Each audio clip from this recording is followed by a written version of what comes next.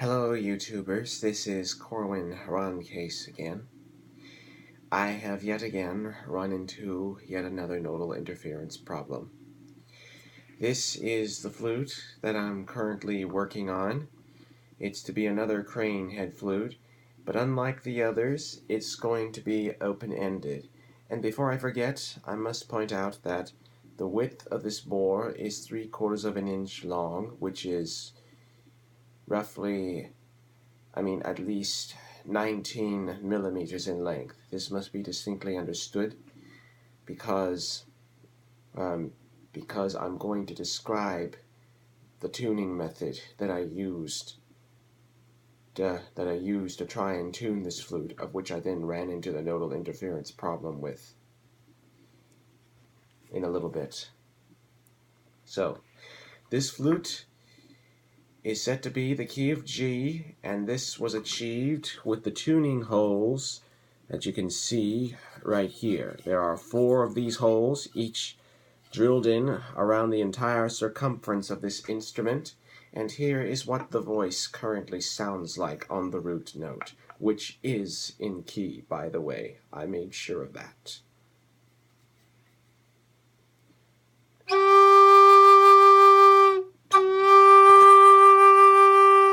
Now, if you listen closely, and you might want to put on headphones for this, it might sound a little reedy to you, but nevertheless, it is in tune.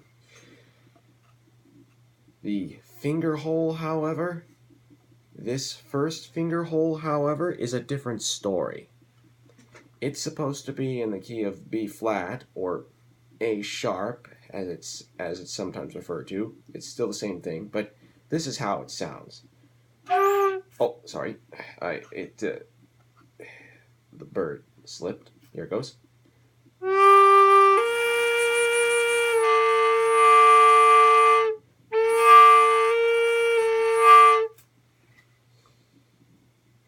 Isn't that awful?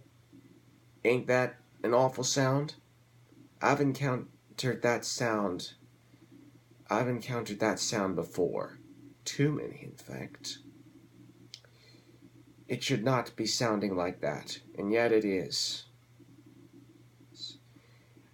I can definitely hear it when I half hole the flute. When I half hole the flute.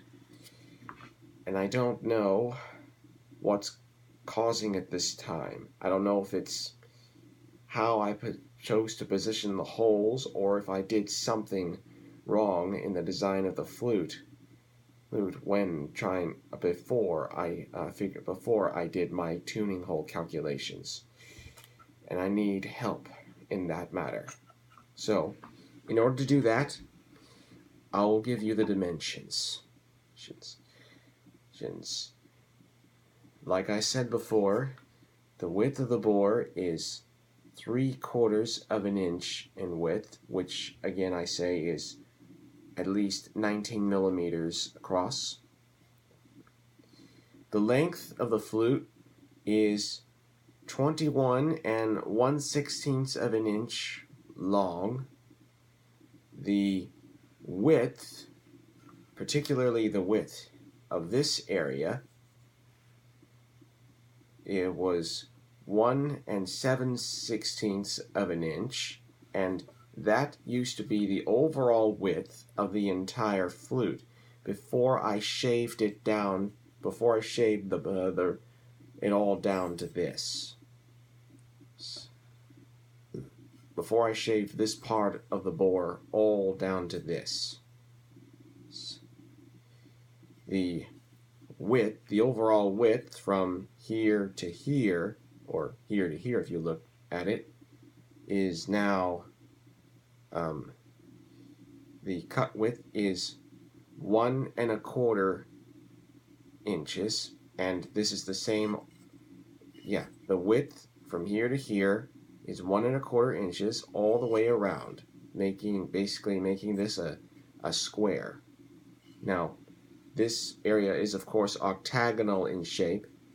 This is how I start the shaping to round. This is how I start the process of shaping it to roundness. I cut this to an octagonal shape, or rather I shaved it to an octagonal shape. But beforehand, the entire flute, after I cut off this part from the rest of the area, was 1¼ inch all the way around in width, making it a square. Right. The overall height from this area and what the rest of the flute used to be is 1 7/16 of an inch. The tuning hole placement, its placement is not one. It's the tuning hole placement is 21½ inches from the mouth and from this part of the mouth end of the flute. 21½ inches away from the upper end of the flute.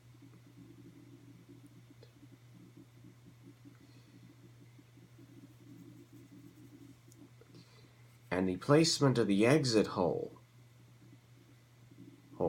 the middle part of the exit hole is roughly 6 7/16 of an inch away from the upper edge of the mouthpiece end of the flute, while and I believe it's and with the exception of the ramp that I carved in here, its overall length is 6/32 of an inch, and I carved a ramp in here to help direct the flow of air a little, to help out in directing the flow of air. And the middle of this fipple hole, or true sound hole as we call it, is roughly 7 3/8 of an inch away from this end here. And this is 7/32 of an inch long, this fipple hole, and its width, just a second here,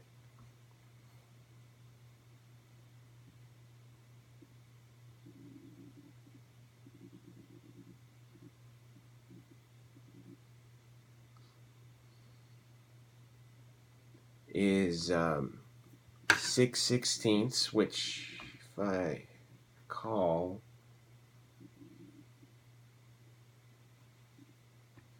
uh, 3/8. Just a minute.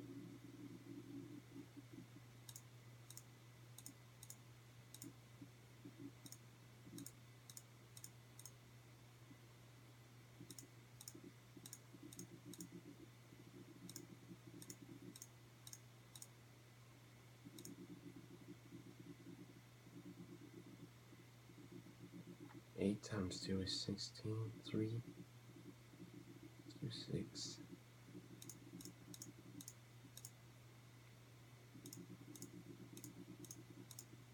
Yeah, I was right. The width of the fipple and the exit hole are 3/8 of an inch. The fipple is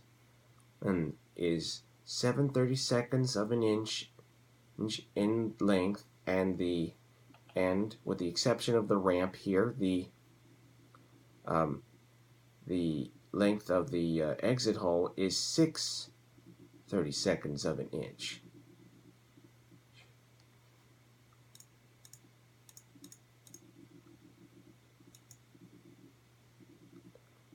So, and like I said before, the middle of the fipple is roughly 7 3/8 of an inch away from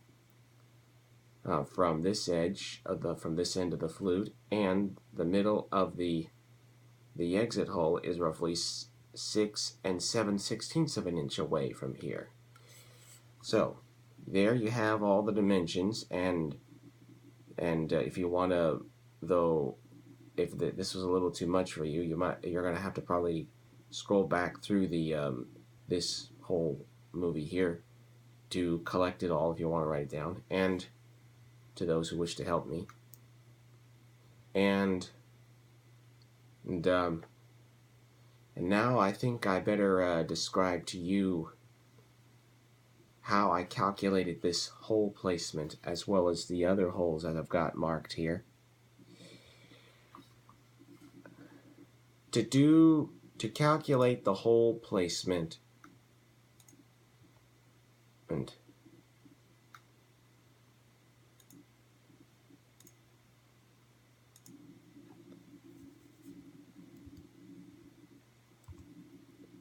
in just a second, let me find it here.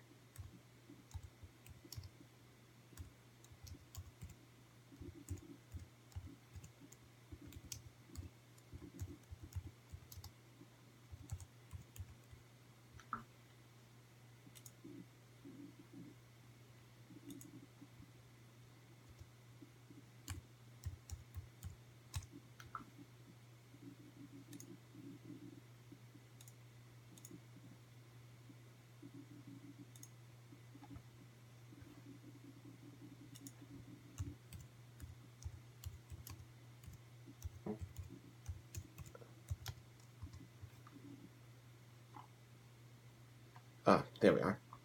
Anyway, here's how I did the hole placement, and I was trying to look up the website a moment there, and the website was called flutecraft.org. And what I did to try and figure out the hole placement was follow its instructions. I measured the distance between the upper edge of the tuning hole here and the upper edge of the fipple hole here, and I found that distance to be 14 and 1/16 of an inch, and that was the distance, the distance I found between the upper edge of this hole here and this one here, and then the instructions on there said to divide that by 2, so I did. And here I marked this little line here, not this one here. This one I found to be the 7 and 1/32 of an inch. That's what I found to be the halfway mark between the upper edges of this hole and this hole. 14 and 1/16 of an inch. The halfway mark is 7 and 1/32 of an inch, and that's what I marked. The instructions then said to mark 6.35 millimeters in this direction toward the bottom end, which turns out to be 1/4 of an inch. So that's what I did, and this is where I put the mark for hole number 3. And because the bore diameter was over 18 millimeters wide, I could measure 25 millimeters down. I could measure 25 millimeters down in this direction to figure out hole number 2. If this had been less than 18 millimeters, I would have had to use 20 millimeters. I would have had to measure 20 millimeters in this direction, but it's not. So I did 25, as the instructions stated. So this is where I put hole number 3, and I then measured 25 to put hole number 1. I did the same distance, 25 millimeters, up from hole 3, then from hole 4 and 5 to place in all, to figure out the areas to place all these holes, to put in the marks for all these holes here.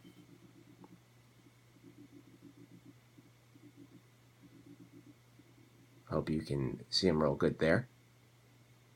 It's these tiny hash marks. These tiny hash marks are where I calculated the hole. And yet, as you heard a few minutes ago when I played it, this is encountering nodal interference, especially when I half-hole it. And I don't know what is the cause behind it, and I really need some help.